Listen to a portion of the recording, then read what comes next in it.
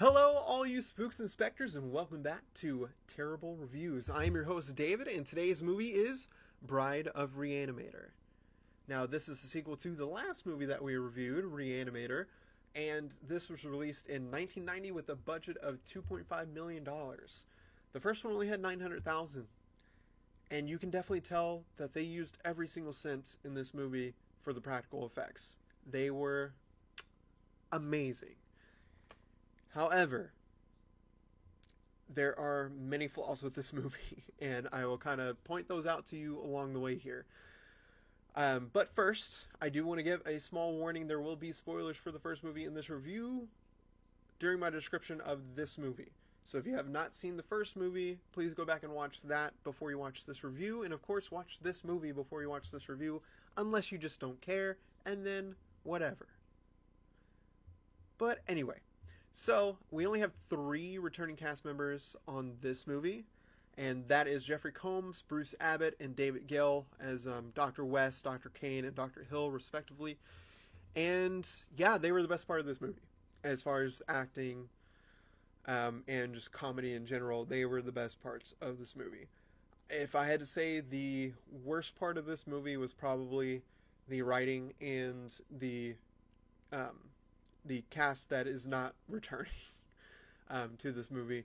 And it's not that they gave like terrible, awful performances. I'd say mostly just the attempt to increase the campiness and the comedy in this movie kind of fell flat with a lot of the jokes that they use on the secondary characters. Jeffrey Combs, amazing. Bruce Abbott, I still want to punch him in the face because he's so dumb or Dr. Dan Kane is dumb, not Bruce Abbott the actor, but the character Dr. Dan Kane. I just want to punch him for every decision that he makes. He is so gullible. He is such a pushover. It is hilariously bad. And Dr. Carl Hill, David Gale, completely unhinged, but in the best way possible for the antagonist of this movie, as he was in the first movie. So, what happened? Not a lot. This is blatantly like a Frankenstein movie. It is pulling heavily from that. It is Dr. West as Dr. Frankenstein, and Frankenstein's monster is a creature made from parts of the people that were reanimated in the first movie at the Hospital Massacre. Now, there is a lot of comedy in here that works. I will post a clip right now of my favorite joke in the entire movie right here.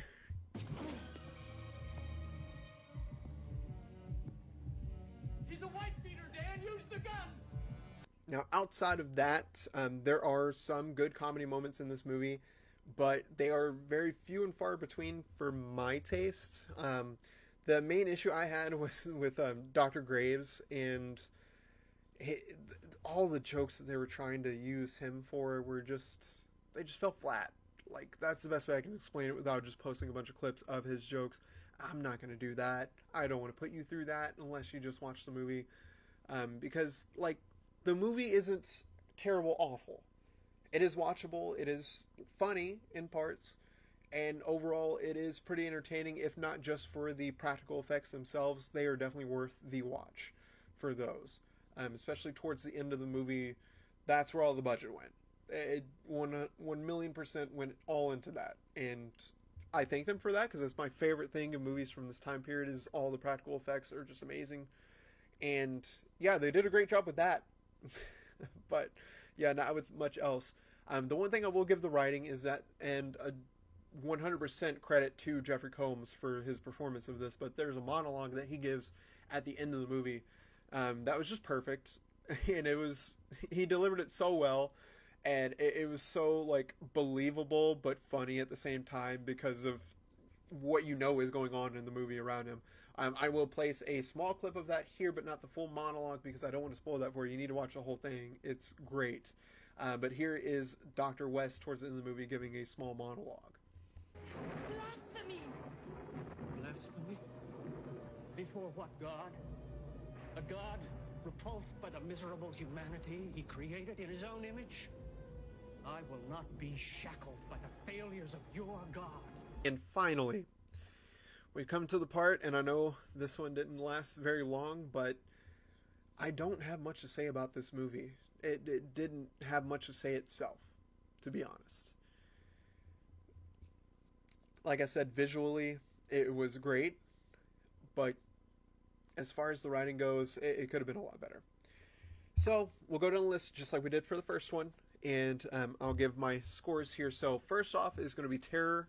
Was it scary at all? Was it frightening? Were there parts where I was creeped out or off put? Now I handle gore very well, so none of that bothers me. I would have to give this a 1. Unfortunately, this movie is not scary at all, unless you're like very easily scared. But this was not a scary movie. It has a lot of body horror, a lot of like gore in it, and if you find that off-putting, yes, this might be a little bit scary for you. But if you're like me and can handle that and don't have like a weak stomach or anything like that, it's not going to bother you. This movie isn't scary. As far as the gore, the special effects, and what they did there, 5 stars. They spent every dime, and it was well worth it. At least for that. The gore, everything, the bride, her entire situation, I won't give that away. But 10 out of 10. Or in this case, my scale goes to 5. So 5 out of 5. They did amazing. Watch it, if not only for that, for the time period. It was great. Now we get to story. That is also going to be a 1.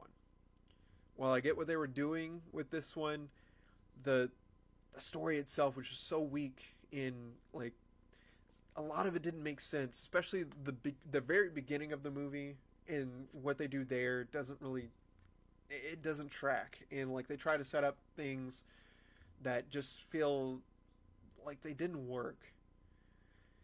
But yeah, lastly, fun. Did I have fun watching this? For the most part, yes. But the score I have to give this one is a 3 out of 5.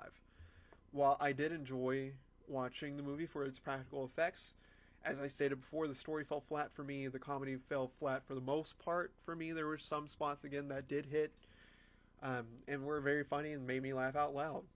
Like the clip of, he's a wife beater, Dad. Shoot him. That was... I had to pause the movie there because I was laughing so hard. But, yeah. Overall, would I watch this again? Yes, if I want to sit down and watch all of the Re-Animator movies.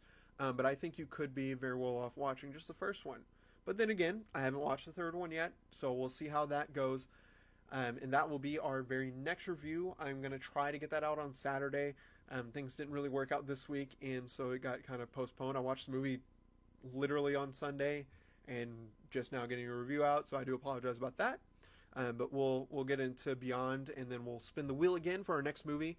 I'll also be releasing a video about what this channel is exactly about and how I'm doing things here, because I do need to explain that, since we are spinning the wheel, and people may wonder, like, what's this wheel? How do you decide what goes on the wheel? What's going on with any of that? I will explain it. But yeah, until next time, we'll be back with Beyond Re-Animator. But other than that, I hope you all have a wonderful day, and I'll see you in the next review. Stay spooky.